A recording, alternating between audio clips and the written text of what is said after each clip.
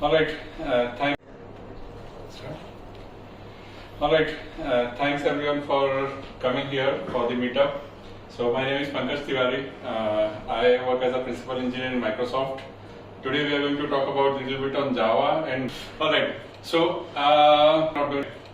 I originally started my career as a Java programmer and was a Java programmer for 12 plus years of experience. I really love programming in Java. Consider myself as an intermediate level Java programmer, right? But there was a time when I was moved from one project to another project, which usually happens in most of the companies, right? When you are in a comfort zone, your management realizes that now this man has to be moved somewhere else. Otherwise, he will be just creating his dependency over there, right?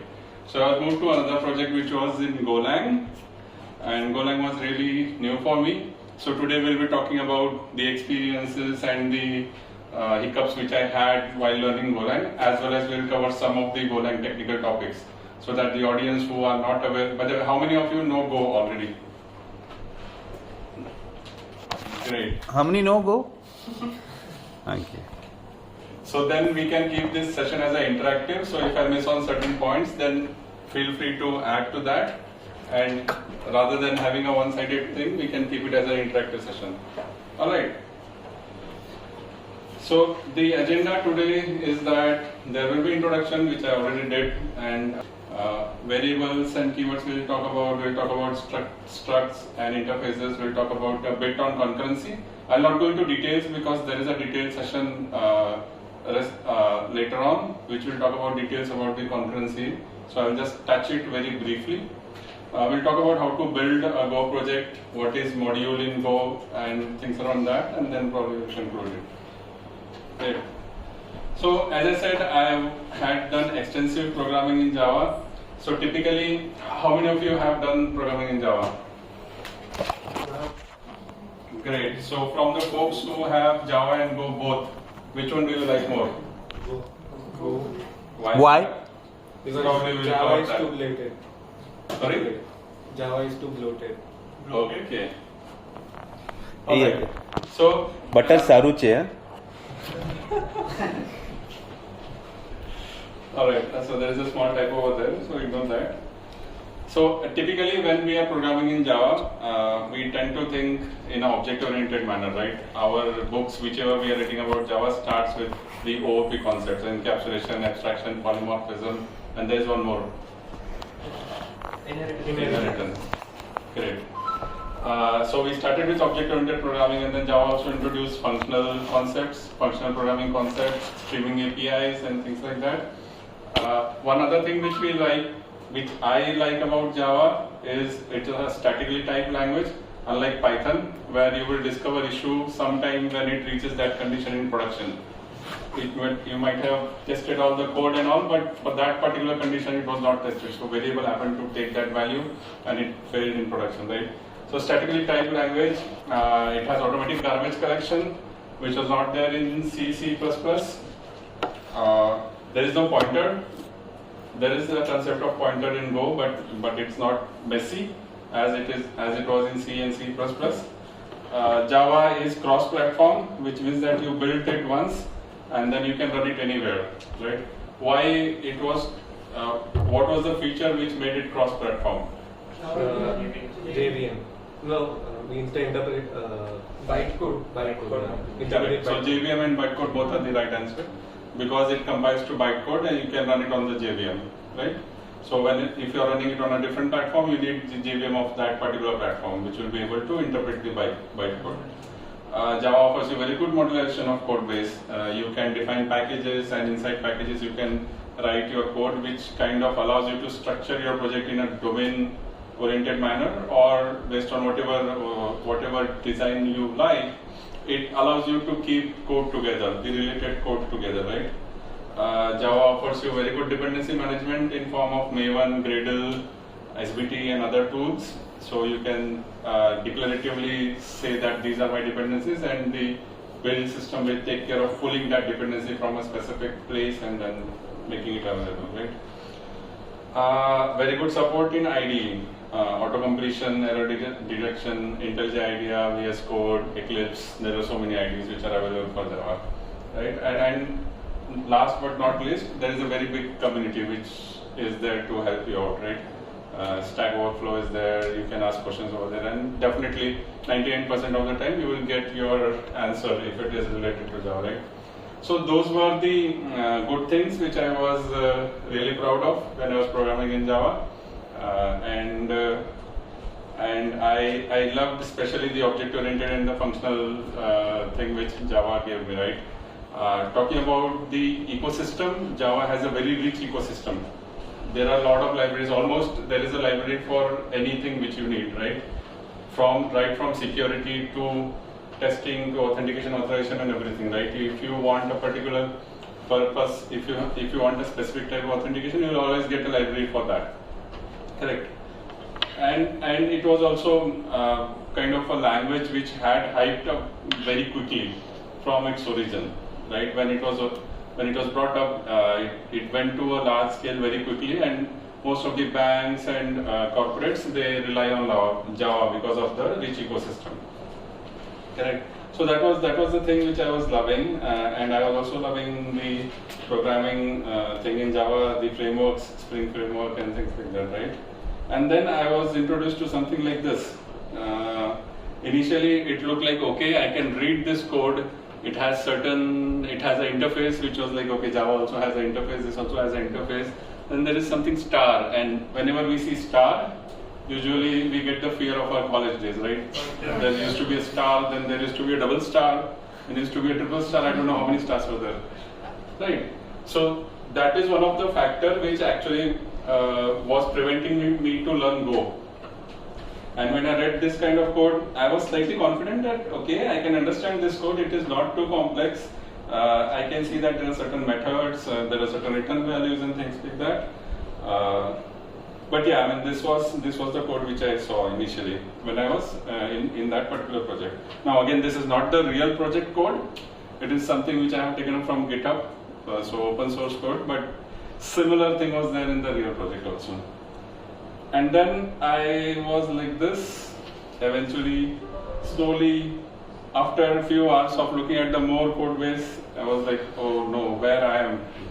This is, Java world was much better, right? You tend to think in terms of jar libraries, you look at the dependencies, okay, there are so many dependencies, there are so many jars. And in Go project, the way the dependencies are handled, the way they are stored, it's slightly different, which we'll see further down the line, right? So, but I said, okay, I am a senior developer, right? So I do not have an option of saying that, boss, I cannot work on the Java project. That is one thing which you are expected as in when you grow in your career, right? With more experiences, you are expected to learn new technology. Whenever you are working in a new project, you are expected that you should learn it and you should deliver on that. So I said, okay, let me put some attempts in learning what is Go. First thing which I found on Wikipedia is that Go is a statically typed language, open source, compiled, and for scalable systems. Okay, this sounds cool. Java was also statically typed. It was not open source earlier, but now there is an open source version. Is it compiled language? No, it is not compiled language, but JVM is pretty fast, right? It doesn't really matter how much, there are just nanoseconds of differences.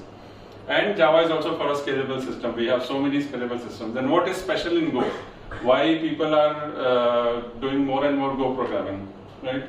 So when we talk about, let's talk about few things over here. Statically typed is okay, I'm sure everybody understands.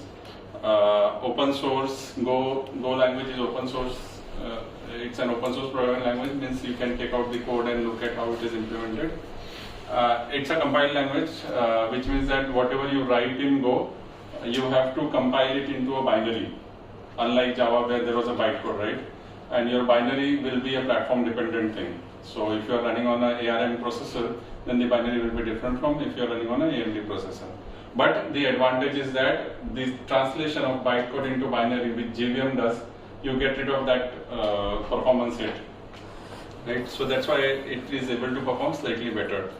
And it is for scalable systems. Scalable systems because when you write program in Go, in Java there is something called as class loading. right? Which means that there is one class dependent on other class, dependent on other class, right? So when you reference that class, the whole chain is loaded in your memory, and that kind of loads up your size of the memory footprint. Go also has dependencies, and as soon as you reference, that also gets loaded. But simply because the whole thing gets compiled into a binary, the memory footprint is very less. Okay, it's not a runtime thingy. It's all compiled and it is all there, right? So we talked about Java. Now let's talk about what Go offers. So it offers you native compilation, which means that you can compile it directly to your bytecode, to your assembly language, to your machine language code, and this results into the faster programs. It's a static type, garbage collection, concurrency support is very good in Go.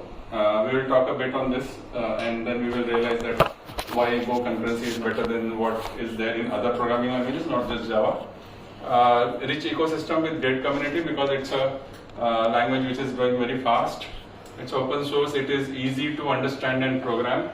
So I was one of the person who used to believe earlier that write program which only you can understand.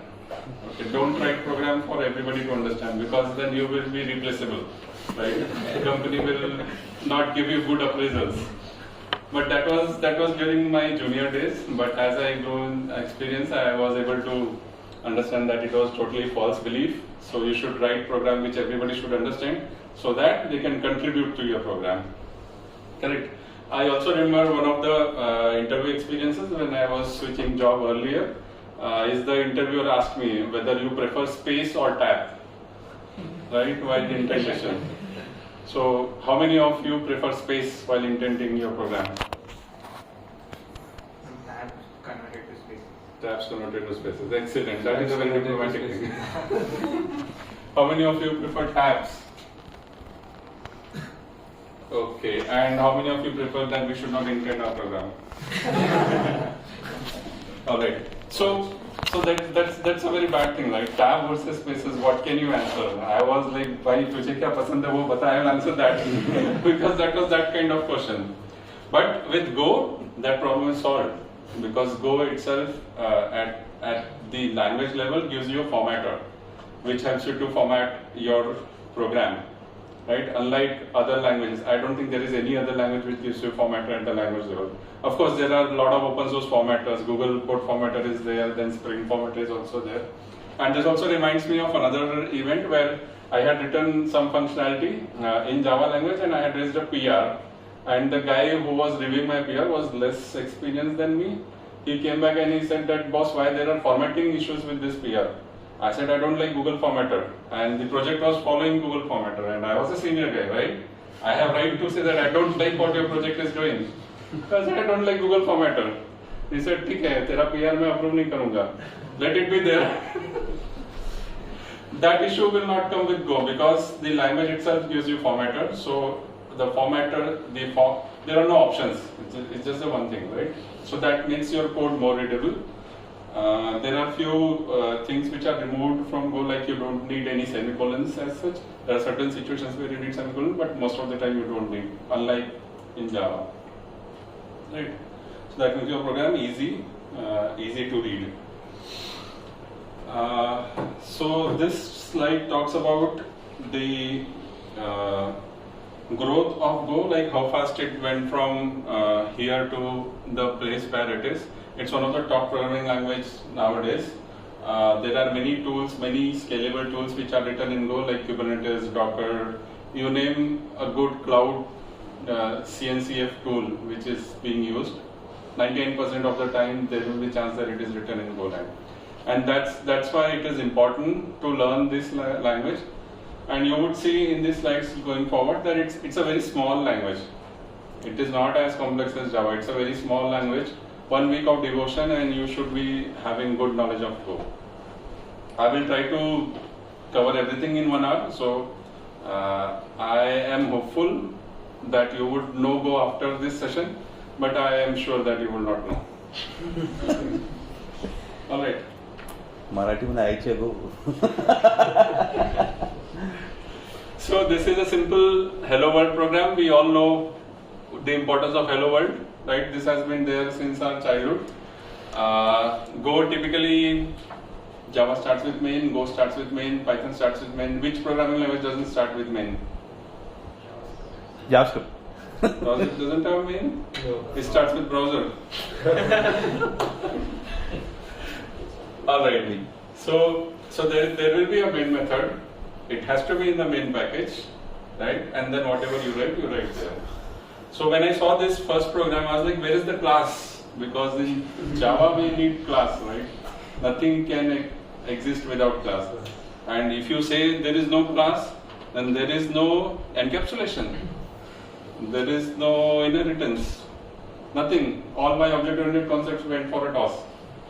But the language is growing, and I know that there are a lot of tools which are using Go language, right? So there must be something good in this language. That was my approach when I started, right? So this is the main method. This is the hello world method, where we have a package. We have import. I was knowing, okay, this is Java. There must be some library which is getting imported. We have a var. Okay, var I was doing because I knew JDK 11. So I know what is var, right? Can everybody see this? Yes. Are the people behind? Yeah. Okay. Yes. Name, I thought, okay, name, what is name? ठीक है, देखेंगे बाद में, कुछ तो है. And then function है, right? And there is a main, it is not taking anything, right? And then I was like, okay, in Java I would write this as var string name. In Go it is var name string.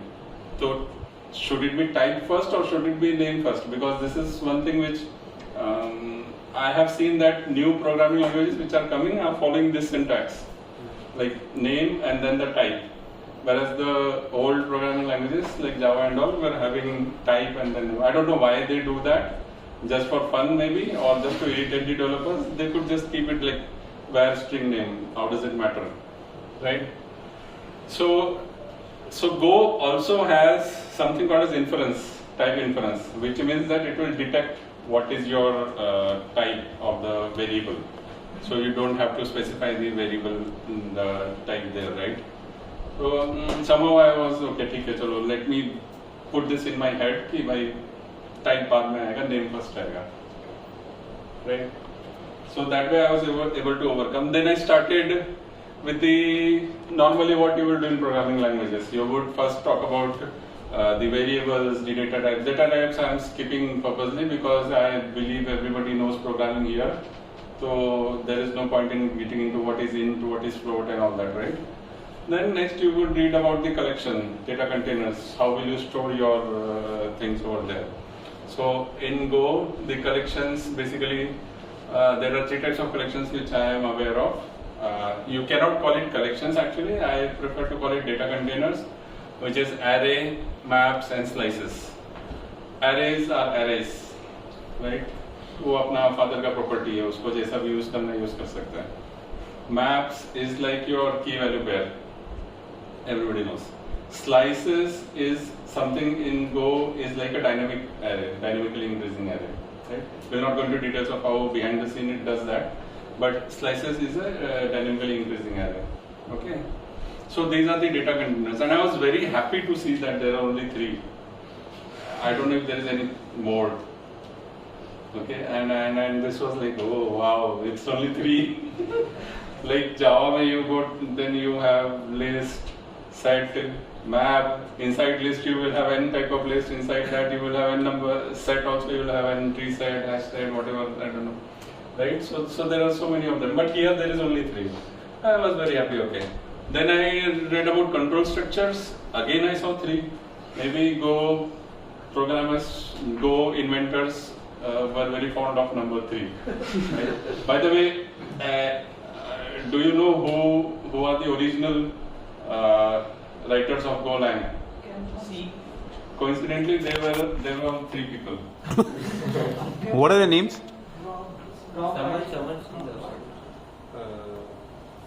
Ken Thompson and Rob Pike and Yes. Brian Cunningham. Ken Thompson, Rob Pike. Brian Cunningham. I'll have to Google that again. Now you know what the interview question is. Right, and we know who was Ken Thompson, right? And there was Ken Thompson, we know Unix.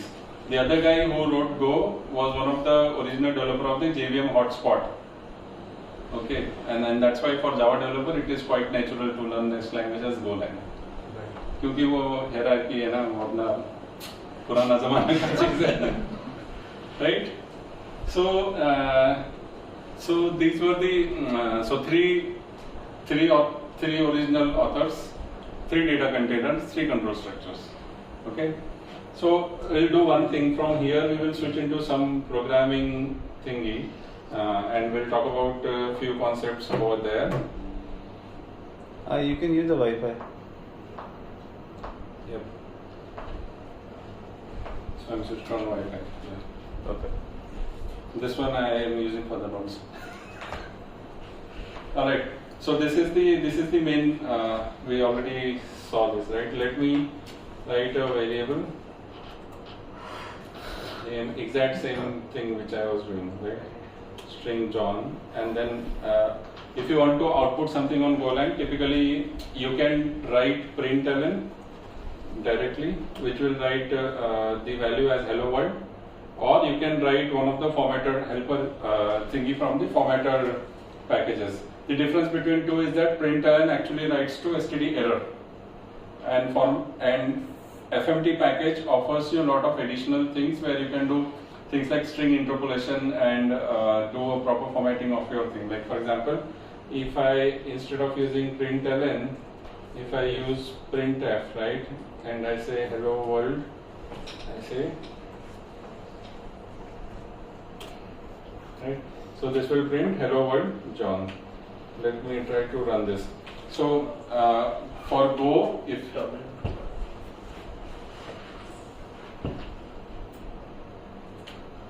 ये visible है? Side में से No. Bring it to the middle, the terminal. Even that, you know what you can do? If you can just shorten the VS code. Apparently, I think the project में थोड़ा askew है. Obviously, Sunday weekend वो भी PR रहेगा. ये visible है, मैं क्या लिख रहा हूँ? Right? So Go has. Can you see this? Guys, the last? Okay. I was from this blanket. So Go has a binary called as Go, which we used to build and run the Go programs, right? So I'll just run the program which I have written, and you can see here, hello world is printed as well as hello world John, the interpolation which I did, right?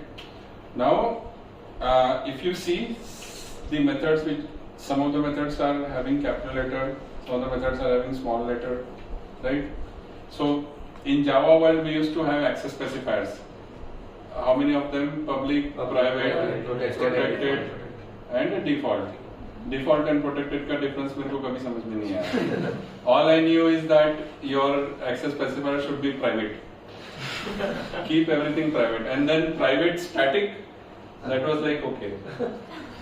चलो code review comment मिला तो I'll make it private static. Otherwise it was I don't know what it was, right? So, but in Go there are only 2 things: private or public. Okay, I know some of you might be surprised why only 2. There should be 3 again here, right? But fortunately, unfortunately, there are only 2 things. If you use capital letter, then it will be public, and if you don't use capital letter, then it will be private. So, what do I mean by that? Let me create another Go file.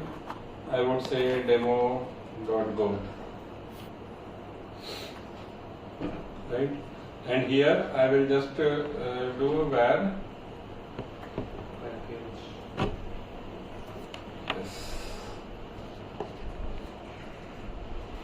Package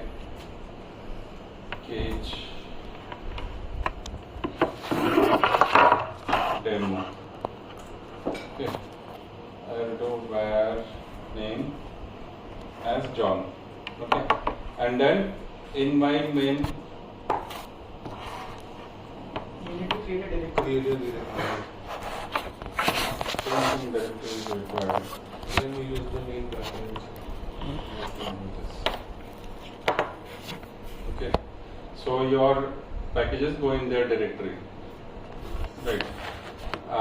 And then in my here I will remove this, right? And I want to use the name from the package which I have defined. So what I will do is that I will try to import this. Okay, demo dot name. So since I am using ID, it automatically added that import. My awesome API is the name of the project. I originally thought of creating a REST kind of thing, but then I just ended up not creating it, right?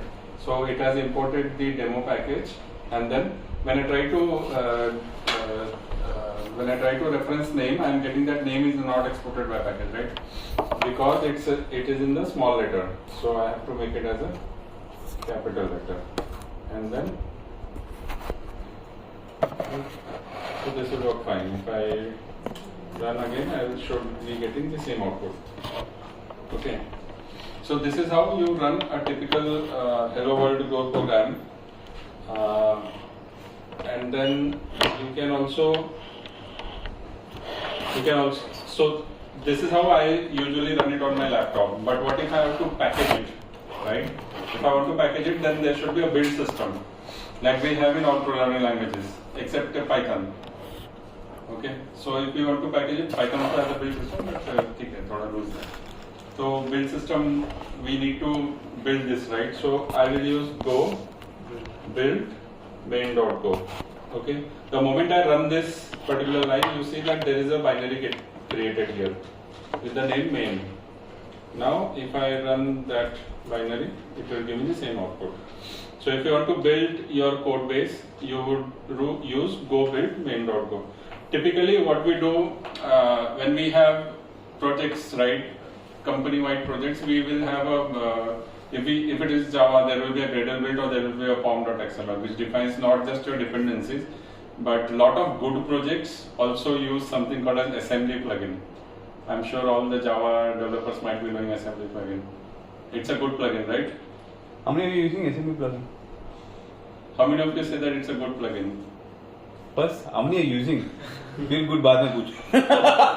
How many of you have used it? No. How many of you know about assembly plugin? Excellent. That is good thing. तो फिर भूल जाओगे because this is one of the plugin. If you see the assembly plugin used in your maven.pom, तो फिर समझ जाओ there are a lot of non-standard things going on there. Okay. But similarly, in Golang, usually we write something called as makefile. Okay. In makefile, we define steps. Like here, I have pre-written it. So here I am saying that when I don't run it with any parameter, then run this whatever is defined here and whatever is defined here. So here what I have defined is, we'll come to this later, forget that, but there is something which is defined here, right? So that has to run, and then I have to run the build command. So here we have build command, and since I said that Go compiles into a binary which is platform dependent, so I specify that what platform binary I want. I am saying that I want AMD architecture, and then I am saying that I need for a Linux operating system. If it is Windows, then I will specify Windows, and if it is Mac, then Mac. Right? Go arc is a standard variable. Okay, and GOS is Go OS, which is like a thing. And then I say that if I do make here, then it will run the same thing and it will create a binary in the bin folder. So the bin folder is created. Alright, so that's how I was able to relate that. Okay, there we had POM, Gradle, here we have makefile. So in makefile you can do all the steps, all the fancy things which you want to do, right? And but if you observe here, there is no dependency defined in makefile. So for dependencies, we need to create. There are various dependency mechanisms which Go developers usually use for their programs, right? One of the dependency mechanism is called as Go modules. So Go modules is something where you have go.mod file, and there you define your dependency. Like here's the one which I have commented. I'm saying that my project depends on something called as mux. Okay, mux is used when you are doing REST API kind of thing. Alright. So usually whenever you see a Go project, you would see go.mod, go.sum, makefile, main.go, and few packages here and there. Right? That's how you start tracing your project and trying to understand that what are the dependencies, how it is built. Because first thing when you get into a new project, first thing you want it to run on your local system. Right? So that's how I started investigating things. And then so I talked about the arrays, maps, and slices. One of the things which I got my head around is that in Go we have type after the variable, right? So let me see how to define an array. Okay, so if I say array1 is equal to, right? So either I can leave this. So this is how you can define array in Golang. This is same I think in Java as well, just that these brackets position might change from there to here. But if you want to define an array and initialize it at the same time, Sorry? This is slice. slice is array behind the scene. Right? Yeah. So this is how we'll come to the slice part in a bit. So this is how you usually define array, or since my friend has already pointed out, array or slice, right? You can specify the size. This is array, right? So you know the difference. And thanks for correcting me over there. Okay. So you can define array like this, and or you can set the variables in the array, like array of 0 is equal to something, array of 1 is equal, whatever values you want. Same as we do in any other programming languages, right? So now this is how we can define array, and then if I want to define a map, right, I need to specify, let me use my favorite copilot,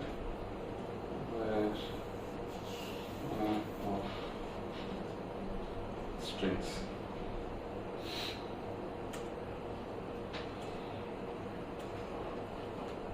Okay. So I have my ID configured with something called as GitHub Copilot, and that's why I'm just doing that Copilot thing. So okay, so this is what here I have created a map, which is key is string and value is also string, and then I can populate, either I can populate it here or I can just say map of strings key3 is equal to value, right? I can pass around these things in a function definitely. When we come to function, we will see a bit on that. But this is how you define your arrays and map. Now, one of the thing is that if I have say array of 5 size defined, right? There is something called a slice. Now, if I want a dynamically increasing array, right, then I would need to define something called a slice, right? Slice is nothing but it provides you additional methods like .append, which will help you to append values in that particular slice. Okay, so usually that is how arrays, maps, and slices works. Again, arrays is a fixed size, slice is a dynamically increasing, map is dictionary. We all know, right? For in terms of control structures, if we already know if is a conditional statement, but we don't see things like when, like we don't see things like while loop here. In Go, while loop thing is also achieved via for. So if you want to create an indefinite loop, you can use for. If you want to iterate through a set of numbers, you can use for. If you want to do at least once iteration, that time also for will be useful, right? And then there is something called a switch, which is like a conventional switch thing in any programming languages, right? The slight difference which I noticed when doing switch in Go versus Java is that in Go, in Java, after every case, you have to break the condition. But in Go, it is not required. If a case matches, then the switch thing stops over there. Okay.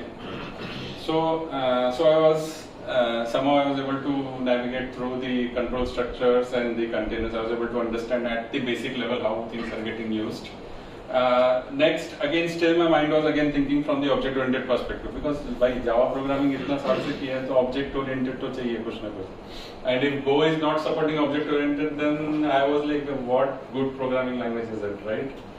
So I came across something called as struct. Okay, so Go is object-oriented or not object-oriented is a debatable thing. But Go offers something called a struct, where you can put your properties. Okay. So sample syntax is shown here. You create a struct type, and then you can populate the values over there. So let me try to. I'll delete this. I'll say package demo. I'll say type. Maybe I'll say type person struct, right? And then I need name here and I need age here, right? So this is my container class, right? So typically in Java, when we talk about a container thing, right, it's like a class, right? And we say that a class should have property and it should have behavior. And that behavior runs on top of the properties, right? You should always have methods. Behavior is nothing but methods and the variables. So in struct also you can create methods. The syntax for that is that you write func for the functions, and there is something called as receiver. Okay, so here I am saying that my person class has a method called as get name. Okay.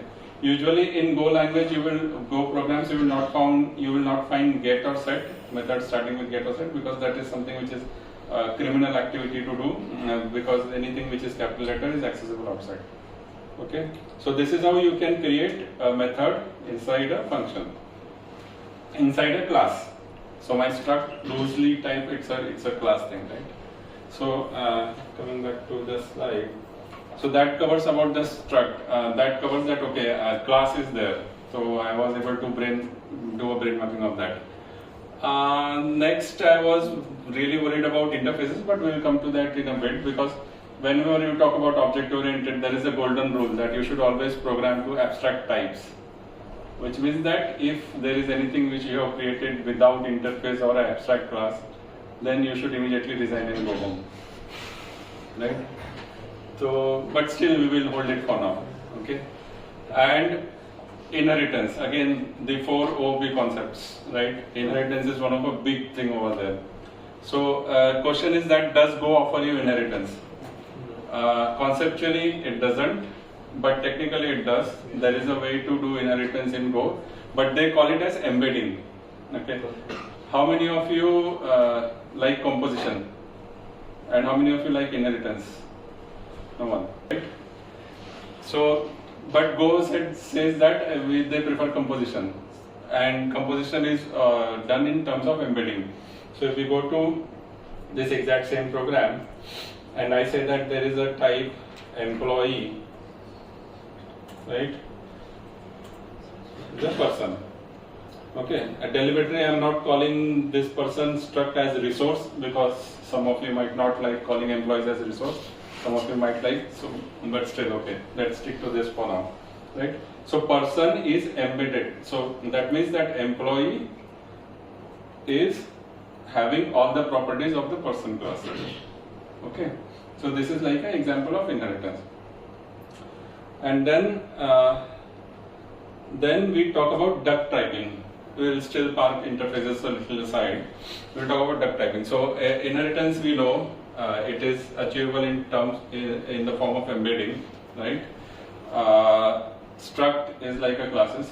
Duck typing is something, the popular notion over there is that if I talk like a duck, walk like a duck, and quack like a duck, then I'm a duck, right? So Go follows the same principle. In Java, we used to have interfaces, and then we used to have implementations, right? We start with interfaces, and then we write implementation, and then we code rest of the things. What Go principle says that forget about interfaces.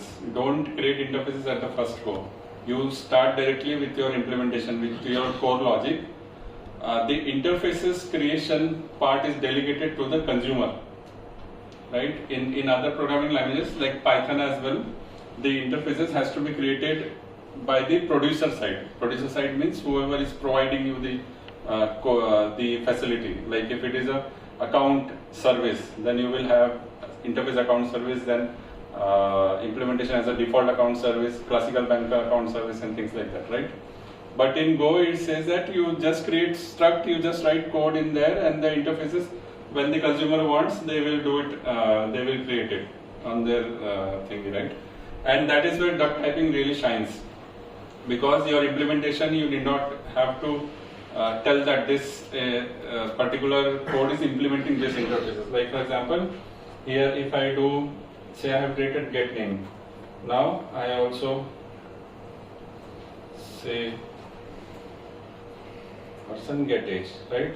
And then I have a function print name, for example, right? Which takes name printer, right? So which takes name printer interface. Okay.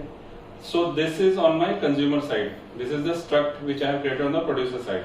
On the consumer side, again, what I will do, because my producer or my code doesn't need this interface, but consumer says that, okay, I need a strong contract, so that name printer, today it is taking from this particular thing, right? Tomorrow it might take from somewhere else, from a REST API probably. So I will say that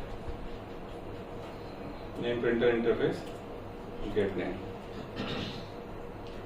Okay. Now let me create a main method here. In main method, employee is created with the person embedding, right? And then I am calling print name, and I am passing the employee object here. Now my employee object has this implicitly implemented. Okay, let me run. Yeah. What's the extension of Huh? the extension?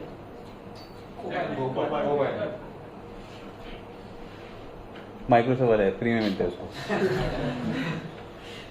Copilot. ठीक है. So for just for this demo purpose, I am renaming this package as main. Okay, and I have defined a main method here. Now let me try to run it. So I will say go run demo/demo.go. ठीक है, तो it printed John. So what happened here is that print name is taking basically name printer, and I have passed person here, employee here, sorry, and employee implements get name, right? So this is duck typing. Okay, the hierarchy and all, they don't need that interface, so I have not coded it. The consumer, if they need interface, they will code it, right? Any questions on this?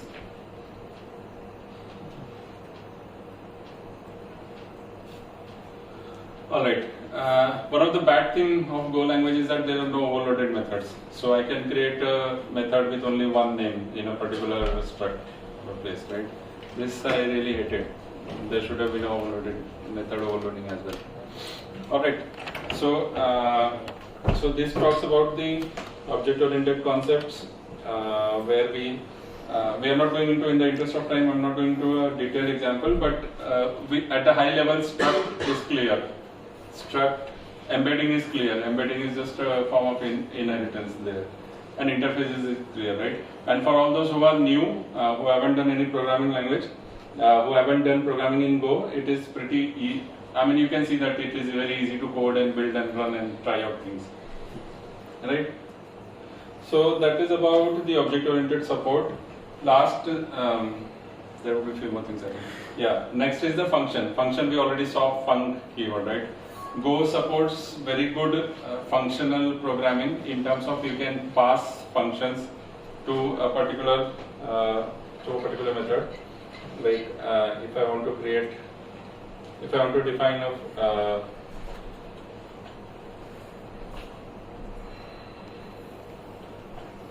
maybe let me create a variable which will hold a function.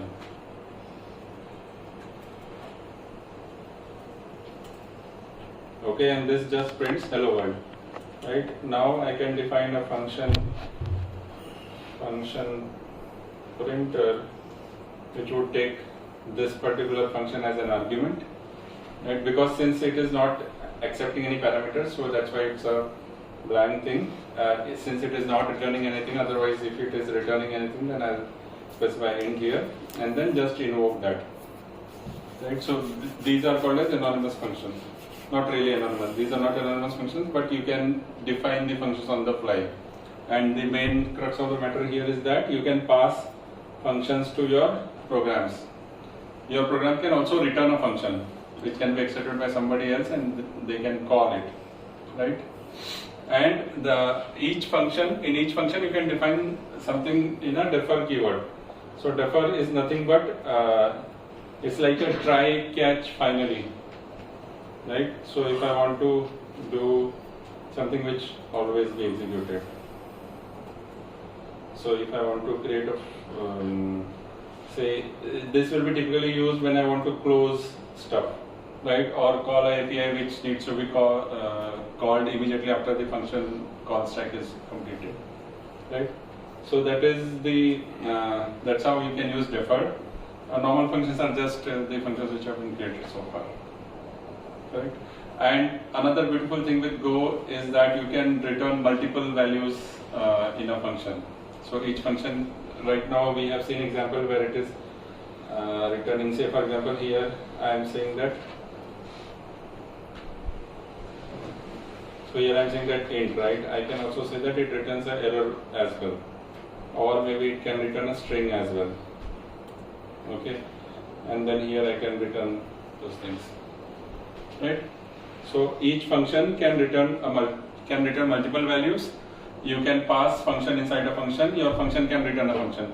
Where this is very useful is if you see there is a lot of code which is duplicated inside your project, right? Then probably using these techniques you can remove that duplication a lot of times, right? You can refactor, you can remove that duplication, and you can use defer keyword for something which is executed at the very end. Right. Last is pointers. So in Go we have concept of pointers. Pointers is nothing but if you want to pass anything by reference, right? Whenever a function calls another function in Golang, it is always passed by value, copies the whole thing and passes it to the other function, right? But if you want to pass things by reference, then you will use something called as pointers, where you will accept it as a star thing here. Like for example, if I say function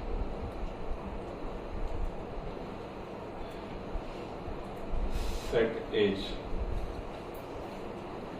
or maybe set age in person. Okay. So here what I am doing is that I am modifying the property of this particular person object, and since I am modifying, I need to have star here, right? So this will modify the age of that particular function. And if it is a normal function where I have, say for example, modify something, modify age, in that case I need to take this as a pointer. And passing it is very simple. We have to pass it like an ampersand operator. Say modify age like this. Alright, so we are passing address of that particular object and then accepting it down the line, and we are changing the values. Right. That is the only use of pointers as far as I know. It's also called as dereferencing operator. There is no complex pointer arithmetic. So if people are running away from Go just because of the star thingy, then ignore that star. It is just passed by reference and nothing else. Alright. And this was a very happy thing because pointers was something which was keeping me away from Go for a very long time. So I was really happy, and I was very happy to see that there is no star, more stars. Like there should be only one star, at least in Microsoft. Go also has error handling abilities. Fortunately, there is no exceptions, so you cannot create a hierarchy of exceptions, but you can create hierarchy of errors. It's not too complex. There is just one method which needs to be overwritten. That is like error method. Again, the duck typing rules apply over there, right? Typically, whenever we are calling a function, most of the time you would see that a function returns a value and it returns an error. That is a convention in Go programs. Whenever you are calling a particular functionality, if it is bound to raise exception for any situation, then it has to return the error object so that the caller can handle that particular thing. Right? So only two ways to do this. Panic is something like a runtime exception in Java space, which you should not. You can handle panics in Golang, but most of the time panics are a useless thing to handle. Okay. Modules, we saw an example of module, right? Go, we created packages, then we used go.mod file to specify the dependencies. Although it was commented in the demo, but that is the place where you can specify the module dependencies. Each module, by module what I mean is that each Go file can have init methods defined. Init methods are something which is called during initialization. Okay. Init method should not return error. It should never error out. Right? So you can define init methods. Go mod is another popular build system, and dependencies we already saw it's getting defined in go.mod file. Concurrency, will skip this. I hope the one who is taking the concurrency session will cover these topics. Alfred. Defer that. Not fine. Hey, they're passing the buck already. Defer that. But if you look at the concurrency also at a very high level, there are only three. Okay, ये नीचे का दोनों छोड़ दो. But Go keyword, sync packages use करो, channels use करो. Inside sync packages, you have wait group that has three main APIs, or एक है, but three main. Add, done, wait. Right? Mutex में दो है, ठीक है. Max, minimum 2, maximum 3. Right? Any concept in Go, variance will be minimum 2, maximum 3. You have 10 minutes, huh? Done? Done. Wow.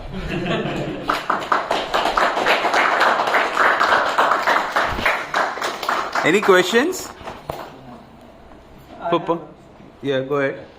So you said you come from a Java experience. So what is your experience in building Java programs versus Go programs? The build time, more specific to the build times. So do we have a faster builds in Go compared to Java? I don't have exact answer on this, but I think it should be slower than Java. Much faster. Faster than Java. Much faster. Runtime is definitely much faster. Same application which I used to run with 1 GB memory on Java, just one REST endpoint and a Spring Boot application, runs with like 12 MB of memory with Go. So one of the design principles of Go was quicker builds.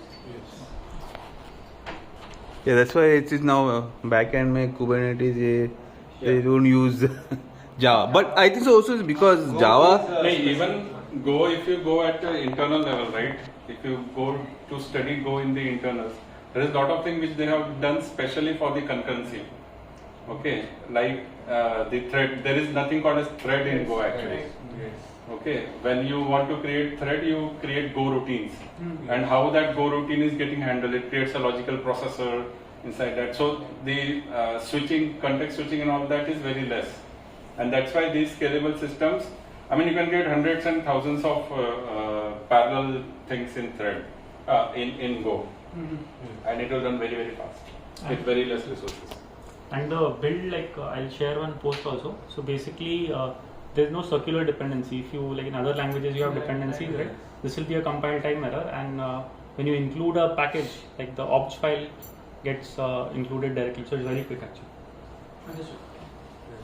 Any other questions? Arrays versus slices, do you have any preference? You said you got some error in production. Yeah, so the only situation where slices will create problems is that when you are exceeding the capacity of a slice. right? So slice is nothing but a pointer to the concrete array behind the scene. As long as that capacity, each array is initialized with a capacity when you create a slice, right? As long as that capacity is matching, everything will work fine. But if that capacity exceeds, then your slice will also reference to that particular array, which will not be same as the backend array, right? So bottom line is that when working with slices, there are two things which you should be very, very cognizant of: is capacity and the size of the array. So that's the only thing which might create issues. But this is only an issue when we have defined an array manually, right? If we let slice make an array using the make function, then it's not up to us to handle it. No, in make function also you can define the size, right? Yeah, but that scales very well. The capacity, it doubles or it. Yeah, if you are using make function, if the backend, because you will not have visibility, so that problem will never happen. But when you are mutating your backend array as well through the slice, then that issue might. A more basic one. Do we have any samples, learn and code along sort of options that you've come across, maybe a GitHub repo or any other guide that might have helped you for the very basic starters? Anything that you've come across? There are a lot. Yeah. That's what I don't want to There's Go tour, right? Go by example. Go tour is also there. Go tour and go by example are the powering. Okay, who's working in Go? Which is the best resource for you to learn? Yeah. That's a good thing. Everybody said you have worked on Go, right? हाथ तो सबने ऊपर किया. Now, which was the best resource? Accessism.org is one for learning Golang. Okay. And Go tour is also enough. Also chat. Oh, what's the thing? Sourcesystem.org. Also chat GPT. Chat GPT.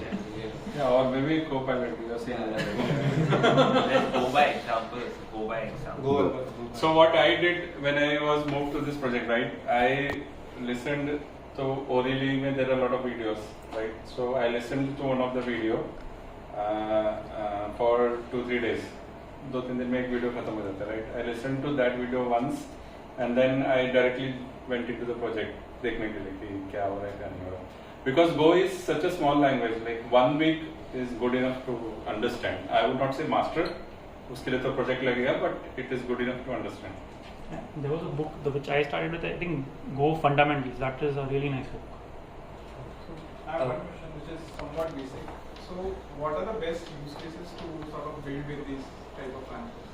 So, there are like Python and Java, let's say. So, those are more like web languages. So, this seems more of a systems language, a language which is aimed more towards system. So, I can get the answers online for many of the use cases, but since you guys are like working directly on this, and I mean for him and for you also, so what are the things that that are like very best to building these kind of languages? Anyone? So the main thing Go was created for was creating backends. So the Go has first class support for creating backends, and there now are other packages for system programming, for CLI creations as well. But the first thing like more like with respect to, let's say we have Spring, we have Maven system, we have like, let's say there's Radar, and what does Java or all these, see Java is also like a system language, let's say C++ and all these are also more of a system language. Python I would say is more of a scripting language, or you can do anything in shell script, you can do in Python. So that sort of you can say similarly. But to him I am asking, let's say he has worked more in Java ecosystem, and maybe if like anyone is sort of, you can just discuss it out. So Go is very much a system language which defines coroutines and all this like modern construct, right? So what I learned about it like in the start was it is basically syntax of Python but speed of, let's say, C++. So that was, I kind of heard about it on Stack Overflow, and whatever like I in a TLDR sort of way I kind of read about it. So since like you guys are actually working on it, and I assume that like many of you have actually built products and let's say projects that are in Go. So what is your take in that? So like what is the best use cases that are sort of built? So I know like Kubernetes, there are HCD, all these are sort of built on Go.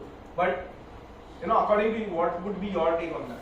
So or you would want to say what is the best use cases for that? Let me paraphrase what he's saying. सोचो अभी पंकज तू है senior level, अभी तू promote हो गया CTO. Which project will you use Go. Take question. Yeah. So based on my experience, like, again these are personal views, right? Go में you can any project Go is good enough. Like for example, if you see here, दिख रहा है ये अगर मैंने HTTP बनाया, right? I have exposed a REST endpoint. I am taking a struct, marshalling it into JSON, returning back the response. Okay. So ये REST endpoints means I was just trying to show that for REST endpoints also, REST-based project also Go is very good. For CLIs, it is. I don't think there is any other better option than Go. If you want to write a CLI thing, right? Because there are good packages, Cobra and Viper packages, which offer you to read the argument and all. But see, why I didn't write all the projects in Go in my previous company? That would be another question. So when Go is a relatively new language, right? In companies, usually you have set of pre-created libraries, pre-created environments by different teams, right? Using that is more easier than writing it on your own. Like for example, if there is a corporate authentication system which you need to authenticate, right? You would prefer कि भाई कोई library है तो I'll just use it. अगर Go में करेगा Go नया है, you have to write that library. But once you write it, will be used. So I think it depends on company ecosystem, how good it has support for the or a preference for a particular language.